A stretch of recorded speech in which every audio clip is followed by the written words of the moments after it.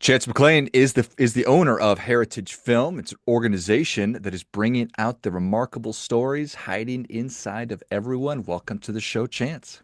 Thank you, George. Excited to be here, man. Good day. Yeah, excited to have you on. Tell us a little about your personal lives, more about your work, and why you do what you do. Husband, 30 years, father. My kids work with me, which is awesome, Nice. and founder of Heritage Films. We make personal documentary films for families and founders and people. Think what I used to say. Think what you see on the History Channel, but I don't think they do docs anymore. So it's more like Netflix docs, HBO docs. Think really elevated documentary films about either you or your dad or your grandpa or your Uncle Joe, but really all the same things that you apply to a Ken Burns style documentary, we apply to your family or your company. And it's awesome. It's put it this way. Nobody calls me that's like hates their dad. It's the coolest people in the world. Yeah, my dad's this abusive jerk. Let's make a movie. That that is a really good point right there. Yeah. Yeah. Now somebody's going to try to do that to expose them or something like that. But that's I've a had, story for another day. yeah, it is. I've had one film. We've done like 800 productions, and I've had one where the guy was trying to make his brother jealous. Like he wanted to be the favored son. Okay, but the dad was still awesome. The dad was fantastic. So, Yeah, people's motivation is a funny thing. So how does yeah. one start doing that? Yeah, they call me. Okay, so the unspoken thing in my universe is there comes a time when you say, "Oh, I wish I had a." I wish I can personally say, one of my grandpas died when I was 10 years old. He was in World War II. Oh my God, I would have killed to know what was his life. Who was he? I was a little kid. I didn't ask him questions. You can say the same thing in your 20s or 30s, where you don't. In your 20s and 30s, you're trying to build your life. You're not thinking about what mom and dad are up to or what grandma and grandpa are up to. And so by the time you really get curious about it, it's too late.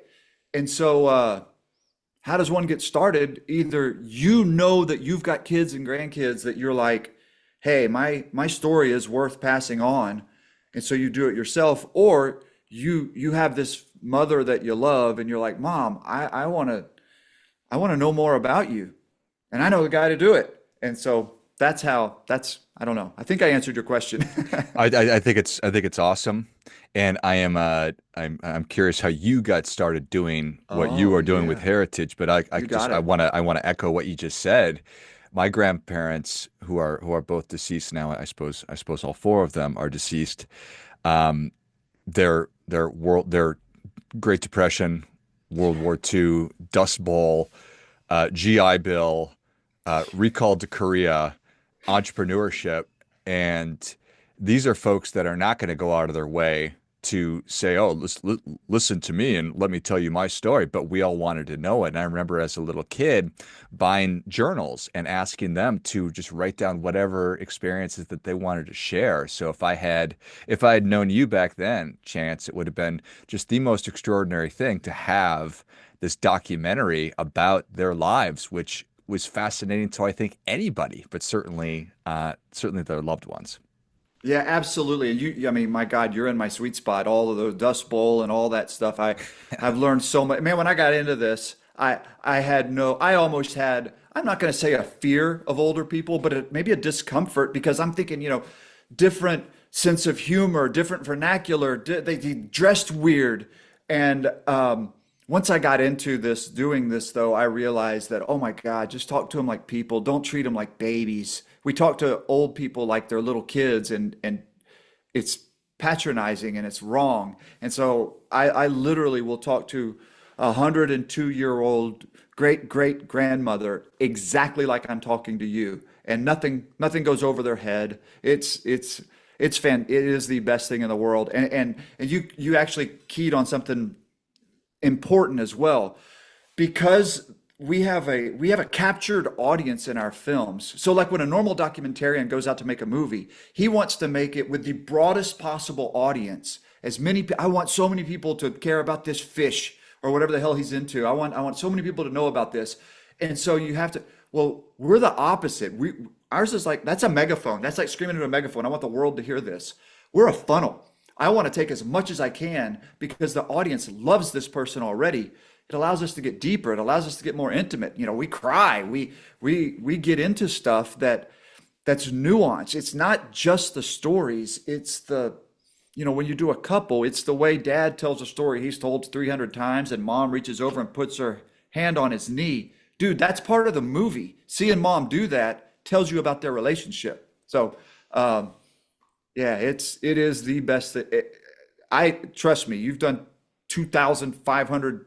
You are talking to the happiest entrepreneur you have ever talked to. I love what I do, man. So how did you get started doing it?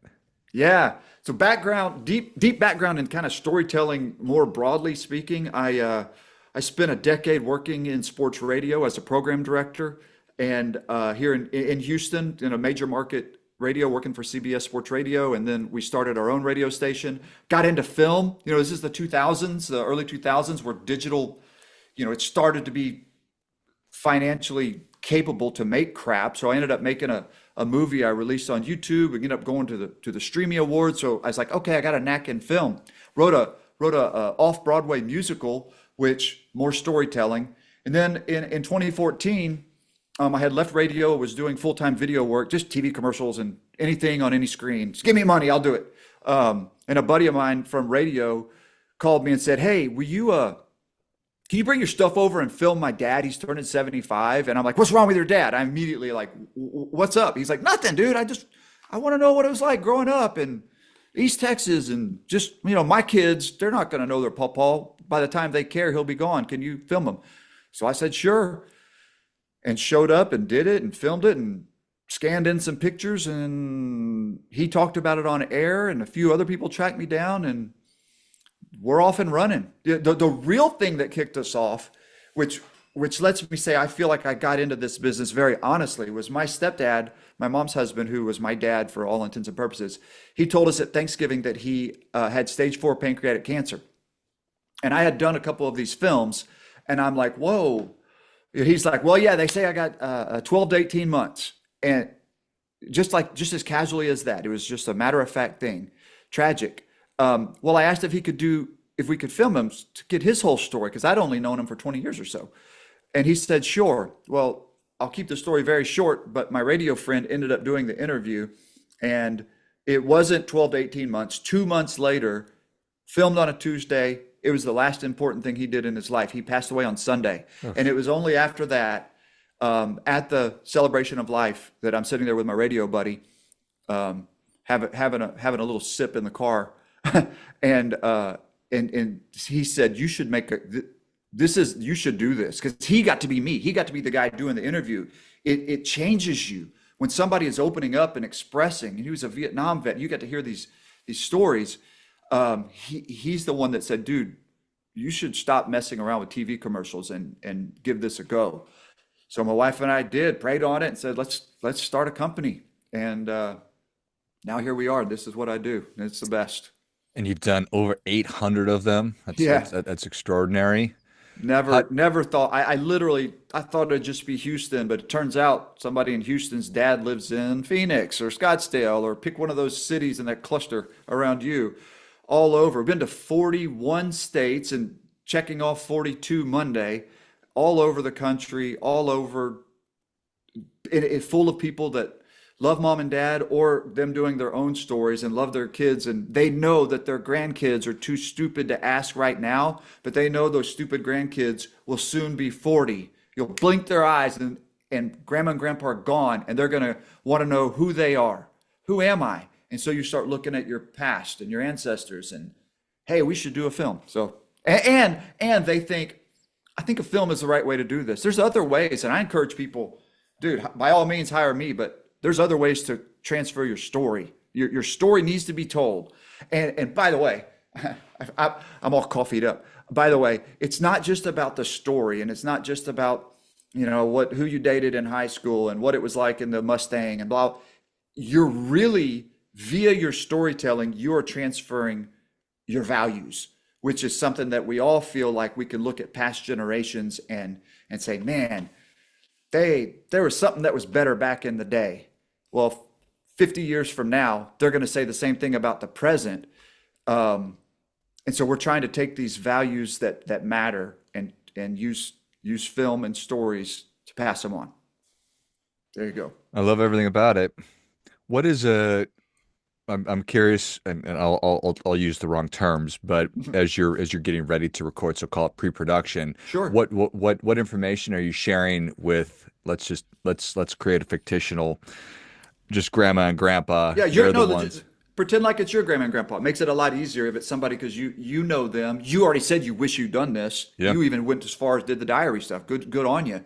So let's pretend like God had a different plan for them. So yeah. So you're saying, what's the process? Yeah. Yeah, you call me up and you're like, "Hi, I'm George. I love my grandma and grandpa. I want to make a film. What do we do?" Um, what we do, it starts with some simple forms actually, where one of them it's like the dude, it's the nuts and bolts. It's the birthday, birthplace, what their parents did for a living, siblings, and the years their siblings were born, and favorite pets over the years. It's like 20 questions. It's real basic stuff. But I have my comprehensive process that I now braid that information into. I'm like, okay, cool. Oh, grandpa had a brother that was 18 months older than him, and he was born here. Okay, I know they were close. I know, you can just infer things based on basic information. And then part of what's really special about what we do, there's another form that not just you would distribute to the other people that love grandma and grandpa. So maybe grandpa has a Korean War vet buddy from the vet hall that he hangs with. Dude, send it to him because it's going to say, what is your relationship with grandpa? And what is some cool stuff for Chance to visit about? Because you're going to get additional perspectives on this man who you idolize. Well, he's your grandpa, but he's also somebody's college roommate. He's also somebody's dad. And so you get a handful of other people. Now I'm getting this composite of who he is based on the people that love him. Then the last form is you. You're my client. You're the executive producer of a film. I got to know, what is the tone? What do you want? What do we want it to be lighthearted and fun? Are there some sticky things in there that are tough in the family that nobody has ever been able to pry open? Let me know because I'll try. No guarantees, but I'll try. We even have a slot on the form that's like landmines, like, hey, please do not discuss, because trust me, every family has them. They have divorces. They have the loss of children. They have crazy stuff. And they're like, they have the Vietnam War. Please do not discuss the Vietnam War.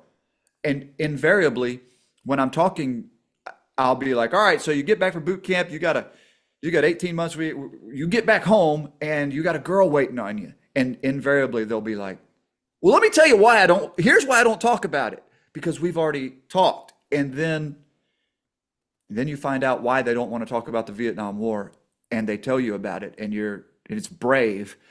And you tell them, hey, on your form, you said you didn't want to talk about that. We will cut that out, but thank you for sharing. And they say, you know what? I think it's time. I think you can leave it in. So anyway, that's the process. You fill out the forms, and then we do our prep. And now, my gosh, the last couple of years with AI tools, we're able to ingest even more information. Some people have long form diaries that I don't have time to read 100 pages of printed diary. Well, Grok does, ChatGPT does, synthesize it for me, help me out. And so, yeah, that's the prep. And then we show up at their place and we set up the lights and the cameras and the microphones. And while my crew is setting up, I'm sitting down with your grandfather. I've already read all about him. I'm chopping at the bit to go visit with him. I'm just ice breaking. I'm visiting. Hey, man, I can't wait to talk to you. We're laughing. I'll talk about things that I know we're not going to talk about on film. And then we just carry that conversation into where the cameras are. And dude, 5 minutes in, they don't even remember there's cameras there. It's just we're just it's not an interview. We are chewing the fat. Just having a good conversation. Yeah. That's Pictures. awesome. We send a wish list of pictures because people have thousands of pictures. They don't know where to start. We're like, yeah, you give me 1,000 pictures, we're host. So we give some guidance on here's the pictures you should get. And nowadays, I mean, 10 years ago it was so different. Nowadays, most people kind of they've either digitized their catalog already, um, and we just copy and label, or but we travel with the scanners and everything we need. And dude, there's so many things that we there's so much people, ranchers and farmers. We fly the drone cinematically. We go. A 99-year-old dude still riding horses did that. I've done a film of a guy on the southern border here in Texas who still ran his fence line in a mule. And we're out there, we're mounting GoPros on the mule and miking him up, and he's driving. It's the coolest. So cool. That's awesome. And does each movie, is it all similar lengths or does it vary? Yeah, we tell people an hour to an hour and a half final length.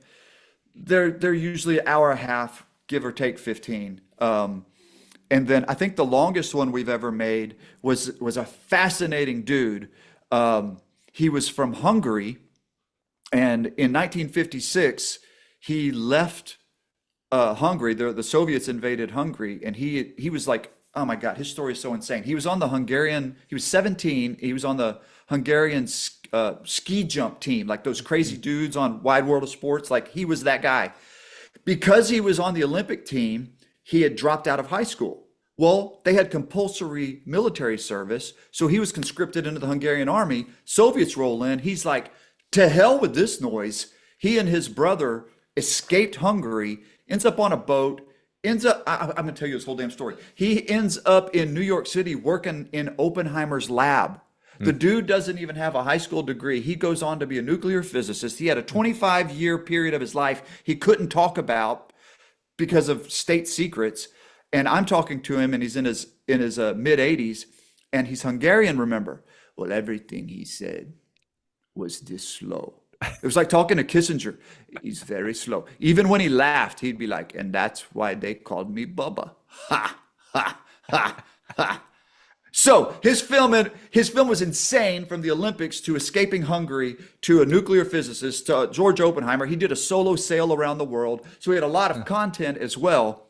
It was like 3.5 hour long movie because he is slow talking, slow laughing, dense movie of stuff. But at the root of it was a daughter that's like, my dad's my hero. This is awesome. Anyway, so Yeah. yeah, that's the long answer. About an hour and a half, I could have just said. Nice. Yeah. Everybody's got some remarkable stories hiding. Yes, sir. And so you, from the time that you touch down in XYZ city, how long is that process? Great question. So we have, your Pareto principle, 80-20 rule. About 80% of our films are a day or two. And it's almost like a package that we do. Here's what we do. We roll in, we want to roll when it's a single person. If it was just your grandfather, it can be either a day or two. And I want to record for 3 to 5 hours. But by the time you take breaks and they're 80 years old, you break for it's a day or two.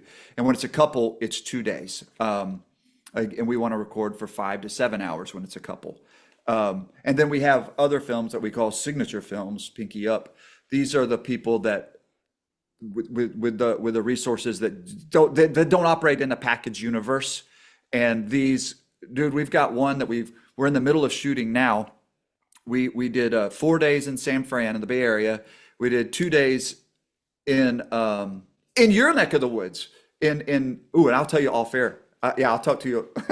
It's pretty cool. And then in June, we're doing 21 days in Mumbai, Dubai, Antwerp, London. But Wow. again, at the heart of this is a man whose father is his universe. He's like, I don't want you to just talk to my dad. I want everybody that loves him. I don't want you to do forms. I want you to talk to them. Hmm. Yes, sir. So there's no limit to what we can do. So the signature films are generally multi-location, multi-party. Yeah, I think or like slightly askew. I'll give you one more little side journey we did. A guy, a 42-year-old dude who had a successful exit from a company, and he lived in the Houston area, and he wanted to move. He wanted to get out. He wanted to move to. They had a place in Oregon. He's like, I want to move to Oregon. But his wife's like, no, this is where my family, this is where my people are. So they made a compromise after their exit. He said, can we live abroad with the kids, 4, 6, and 15 for a year? Can we spend a month in a bunch of different? So they did this world tour, and it wasn't just the like super nice places. There were some of those, some Italy, they spent a month in Tanzania in a hut. Like they wanted their kids to know what the universe that they live in is. And so they iPhoned and GoPro'd and filmed this year journey. Well, the film we did for them, we went to their place in Oregon and interviewed mom and dad and interviewed all three kids, and then we built this travelogue so that when the little 4-year old is older, she can remember what they did and why they did it. And over the course of telling this story, because again, I'm a storyteller, we told his story of how he went from a broke troublemaker in New Orleans to starting a company to fund this thing, right? So that they know this isn't how life always is. One generation back, dad was scrappy. So yeah, there's lots of different I'm telling you, I could talk to you till midnight. There's so many different things out there. Oh, I can't even imagine. I can't even imagine. We all Yes, love sir. we all love stories. You know, human Mm, beings love them, and certainly when it's from people that we actually know, it's even better. So I think that that's awesome. Well, Chance, thank you so much for everything that you're doing, and thanks for coming on. Where can people learn more? How can people engage with you? sure, thank you. It's yourheritagefilm.com. And that's YOUR because I should have never done a word that's a homophone in my URL. Yourheritagefilm.com. You can get in touch with us, and it starts with a conversation. When I say no pressure, I swear to God, the only way this works is if you want to do it. And all I do is share with you what we do. And if it's right, I'm here. And if it's not, I will point you somewhere that is. Because at the end of the day, those values need to be passed down. This is one way to do it. I love it. Well, if you enjoyed as much as I did, show Chance your appreciation. Share today's show with a friend who also appreciates good ideas. Go to yourheritagefilm.com, YOUR heritagefilm.com, and get in touch with Chance. See if this is right for you and your family to pass down those values and share all the stories. Thanks again, Chance. Man, thank you so much, brother. Until next time, remember, do your part by doing your best.